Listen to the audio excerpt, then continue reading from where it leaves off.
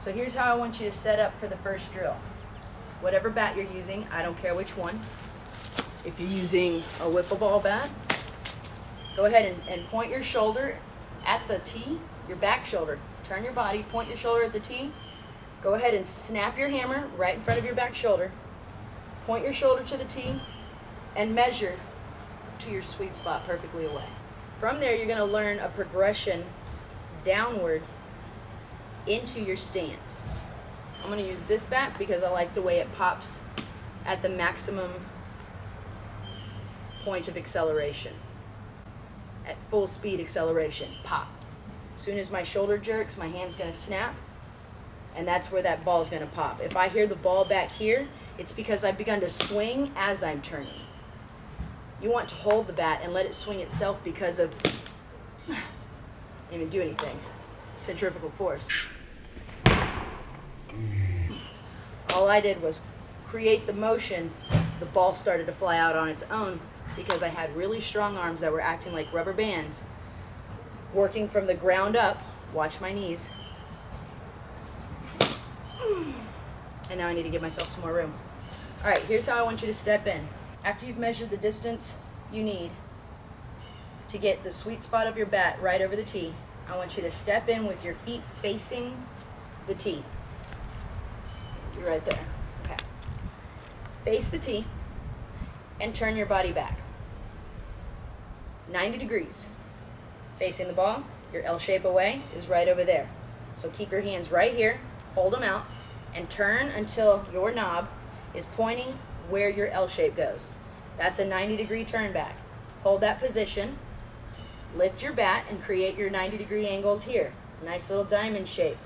Hands out, and we're going to bend until we get on plane with the pitch. This is my pitch plane right now.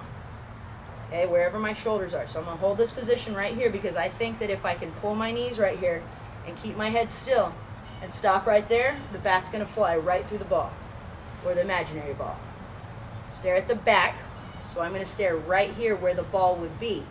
I'm not looking at the tee. I'm looking at the imaginary ball and going through it perfectly horizontal because I'm perfectly up and down perpendicular with the ground. Hold the position, tighten the abs, and engage your core. Once that begins, your knees are going to pull, your head's going to stay still, your shoulders are going to pull back, and your arms are going to release forward. Hold it. Your goal is to swing perfectly shoulder to shoulder and try to keep your head still.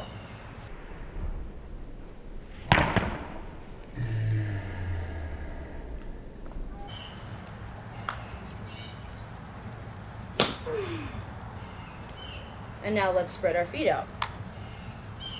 Keep your toes pointed towards your point of contact. Your L shape is still going to be the same. So we're going to rotate back to 90 degrees. Grab the bat. Keep staring at the back of the ball. Because we want to stay horizontal with the ball, because we're trying to drive it straight back on plane, we're going to stay perpendicular with the ground, creating this trajectory of our bat, and for this pitch, the ball angle, the launch angle. So if I sit down, equally bending my knees and hips while I am rotated back my 90 degrees, this becomes our launch position. From right here, as soon as I think my shoulders are on plane with the pitch, I'm going to hold that. My first move is going to be with my front leg and back leg. I am not pushing with the back foot. I am spinning it in a circle as far as I need to be able to reach my back shoulder to the contact point before my barrel gets there. For this pitch in slow motion, it would look like this. Front leg, front ankle, opening and rolling. Back heel picks up at the same time. Keep rotating it, spinning all the way over the rainbow and to the pot of gold, because that's where our swing is money.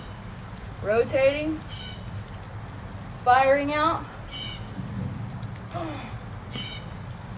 If you have a long enough bat, you should see that your bat comes right back around as if you could hit another ball if you rotated far enough. Start again. Feet pointed at your target. upper body and L shape away. Grab your bat, hit your 90s, all L shapes. Bend equally in the hips and knees, keeping the head directly over the center of your body. Engage your core. Begin the rotation with the feet. Continue the rotation with the feet as the bat drops down and on, playing with the shoulders due to the stretch that is happening from the lower half, pulling through the core that's tight, and then firing from the shoulders outward with centrifugal force, shoulder to shoulder.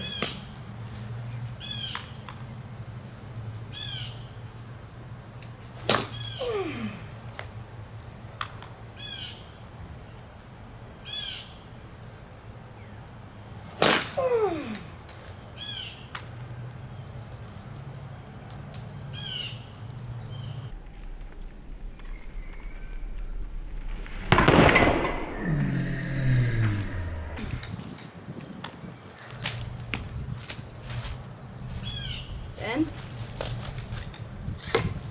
remove the tee and see if you can visualize yourself swinging perfectly shoulder to shoulder without the tee being there to help you. Video yourself. Do this one in slow motion so you can see where you might be lifting your back shoulder and leaving it behind, creating this downward shoulder down towards the hip, back up to the shoulder swing. You have to explode so quickly in a circular motion that the arms fly out. And if you stop your rotation while your shoulder plane is still behind the plate, if you don't get past this halfway mark, this is halfway. Yet this is a full rotation for probably 95% of the kids that I begin working with. Most of the kids that I see swing in the beginning start like this, and they swing like this. They also go, or they'll swing in an L shape, avoiding rollover and just lifting it up and completely changing the swing plane. If your bat goes in this direction and then finishes in this direction, there is no possible way that you are creating a maximum force. Again, your swing works fastest at 90-degree angles. So get your body on plane in a three-dimensional strike zone. You're not stuck to this position to hit. You can hit from here, you can hit from here, you can hit from here. You could try to hit from here. If you stood up here, I mean, look at how much you're going to have to get your body down to get on plane with the ball, or how much your arms are going to have to drop.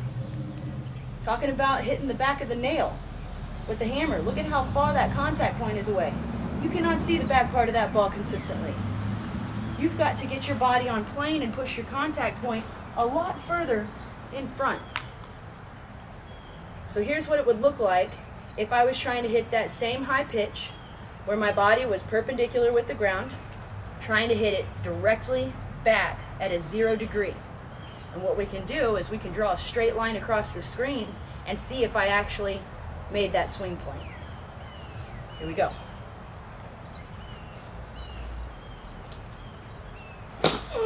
Ooh, that was pretty close.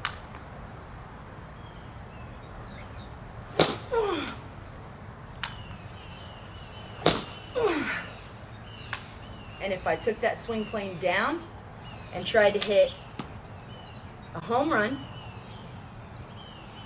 maybe on this pitch, then my body's going to want to stay at this angle no matter where I hit that ball. It's like all of the pitches that I could hit over left center right now would be in this section. So I'm going to imagine a ball right here. And I'm going to pull away from that spot and launch everything through that way. My back shoulder should end up finishing over left center as well. So this was our perpendicular straight up and down, zero launch angle on a high pitch. And this is going to be my slightly tilted back, like this. Slightly tilted over, like this. Spinning this way now, both my hips and my upper body and this foot. Beginning with the foot up and over, then the hips, then the shoulders, then the swing. Hold the position, stare at the back of the ball, way out in front. This is how you do a dry swing. You create intent. It's not just go swing the bat. Stare at a part of the ball that's imaginary and visualize yourself cranking it. Think about how you want to hit this ball. Store all of that energy with your mind and in your body and tighten everything and just go for it. Stare at that fake ball and BAM! Hit it 400 feet. Because if you think you can hit it 400 feet, dang man, you might. You might hit it 500. You never know. You're never going to know if you go 50%. You're never going to know if all you're trying to do is hit the ball. You're so much better than just hitting the ball. Just hitting the ball is doing the least possible.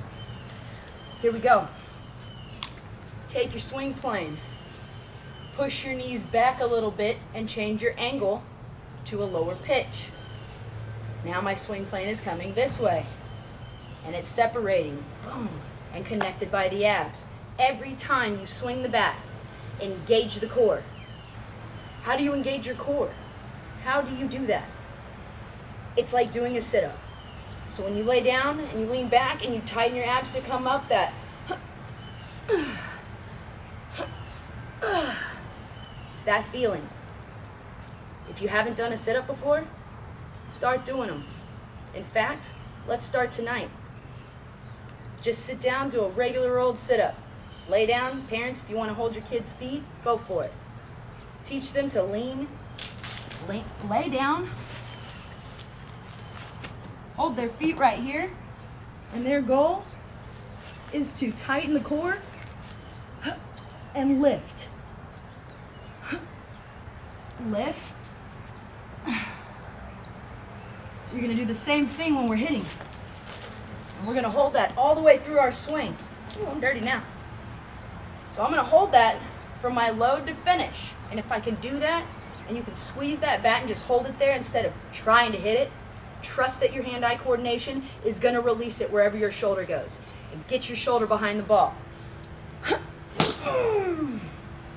If I saw that in a super slow replay, you would see this meeting that contact point right before this ball makes contact with the end of the bat.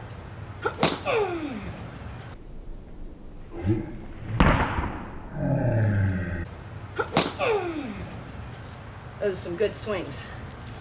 Have a great time this weekend. Enjoy your games. Learn from the things that you do.